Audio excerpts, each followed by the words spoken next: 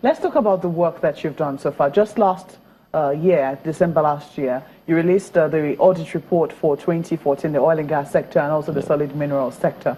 Now, you found out that $55.5 billion was raised from the oil and gas sector in 2014, and 55.82 billion naira was raised from the solid mineral sector. Now, first of all, why are the audits always 2 years behind? It always seems like, you know, you have 2014 audit report in 2016 and it's always towards the end. Why are they always late?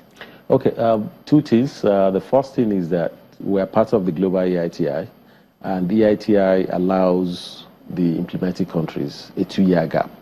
So the deadline for publishing the 2014 audit report will be December 2014.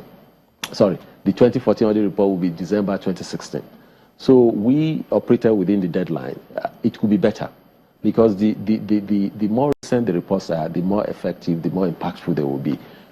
So that is the first thing, in terms of we still operate within the deadline, you know, given to us by EITI. The second thing is that sometimes, you know, the process of procuring the auditors takes a lot of time. The process of getting the public funding, you know, to pay for the audit also takes a lot of time. Then added to that is that sometimes you need the auditor reports of some of these companies that you're looking at. As you know, most companies will not publish their audit report for 2016 until like June 2017. So that's what is responsible for all that. But it doesn't mean that we can't do better. And we hope that we'll have resources where we can clear the backlog, and that, you know, at most we'll be talking about the report for that year. But what we have been trying to do is to also catch up and do more things than just the audit. I'm going to ask you whether or not you're setting new targets for yourself in terms of the audits and when they'll come out. Yeah.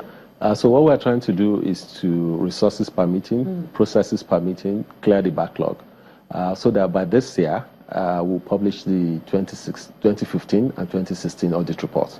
So that what will be left at the end of the year will be the report for 2017. That's if we have the resources and the processes allow us, you know, to do that.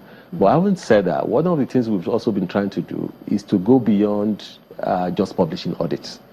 So we have, like you said, I've been there since the last day of February 2016, and we've tried to see how we can engage more with citizens and also with policymakers. So we have introduced some new sets of products. We've introduced policy briefs that will take some issues and deal in-depthly with them. We've also introduced what we call quarterly reviews. We did 2 policy briefs last year. We did 2 quarterly reviews last year. We also introduced a publication called Occasional Paper Series.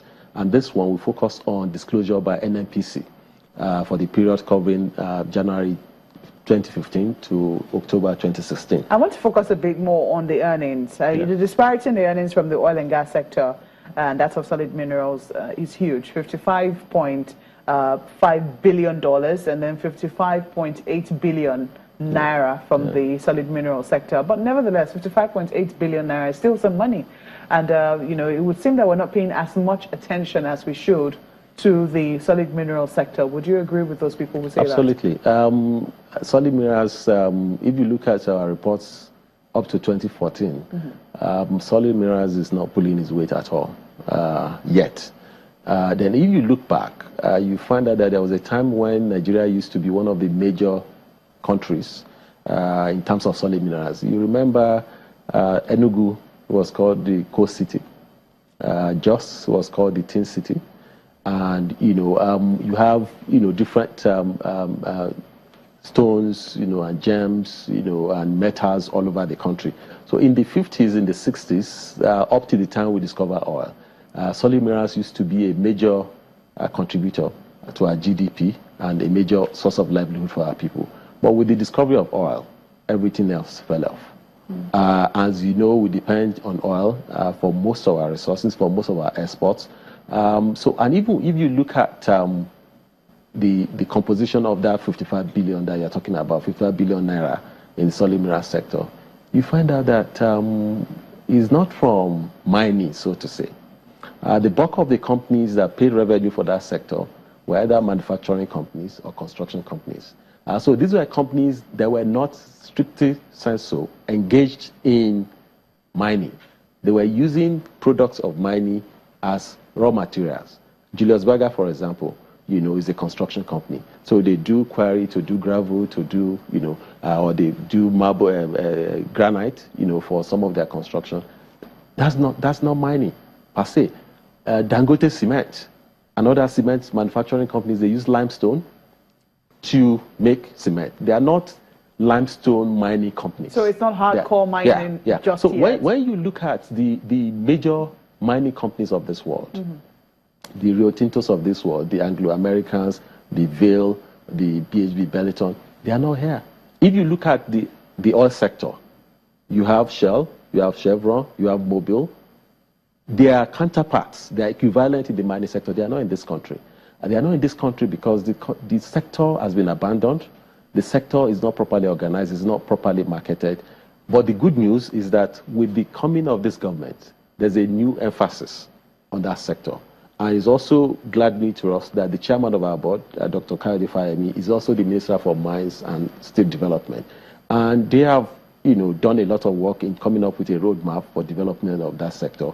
And we hope that it will get much better. Well, we'll definitely see how that goes in the days ahead. But part of what we also know from the report you issued in 2016 on 2014 was that a total of $4.7 billion and $318.2 billion was not remitted to the Federation account by NPDC and its parent company. Now, there have been talks around the PIB. People say that, if we implement the PIB, this would help a great deal for things like this. What is NEITI's view? Perhaps I should ask. We're greatly on in the PIB support of and piecemeal, the piecemeal implementation. That's what the National Assembly is considering right now. Do you think that will help? I will talk about the PIB, then I'll come back to this issue about revenues being withheld. Yes. We're seriously advocating for a new law for the petroleum sector, whether it's called PIB, PIGB, or whatever it's called, whether it's one law or a series of laws. Right. Don't forget that we've been on this process for the past 16, 17 years. Many people forget. The journey for a new law for that sector started in 2000, when President Olusegun Obasanjo set up a committee. And after that, there was another committee. Then in 2008, the first bill, the first PIB, was introduced into the National Assembly. And up to recently, we don't even know where we're going. The non-remission of monies. Yeah, that is a very critical issue. This is an issue that will be coming up with one audit report after the other. It has to stop. We have government agencies that have turned themselves into a government of their own, and they sit on resources that should belong to everybody else. Let me give you an example. There's a government agency owned by NNPC called NPDC. That's the upstream arm of NPDC. When we did our 2014 audit report, we found out that NPDC had legacy liabilities.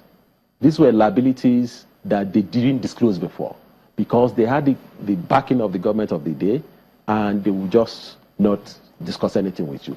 They had legacy liabilities of $3.3 billion. $3.3 billion and 68 billion naira. That is one. Then between 2010 and 2012, 8 oil blocks under the Shell JV were divested to them. 8.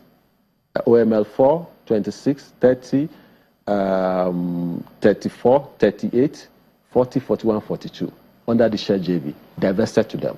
Those assets were valued at $1.8 billion by DPR. Right? Those same assets, the country owned 55% of those assets.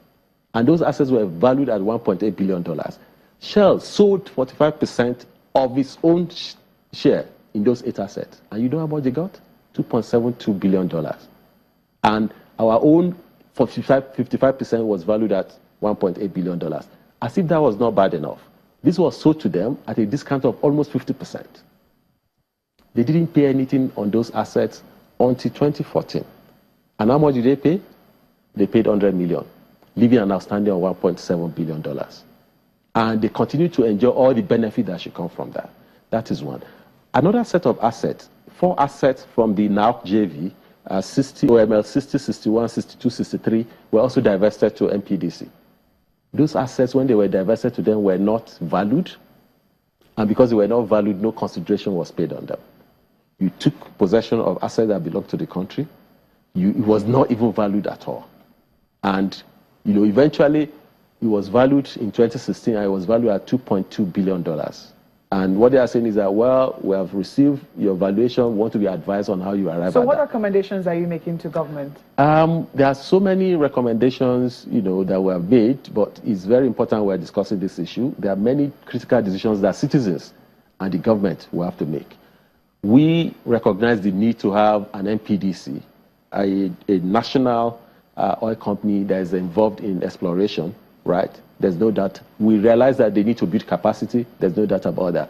But we have to ask ourselves, at what cost? At what cost? You give your most productive assets to a company, and they are enjoying all the benefits that should have come to the country, and they are not paying anything. That is one. Two, how do you value assets?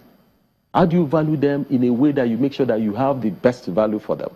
And you also have to decide, do we want to divest, or do we want them to manage this, so that we'll continue to get all the benefits from this?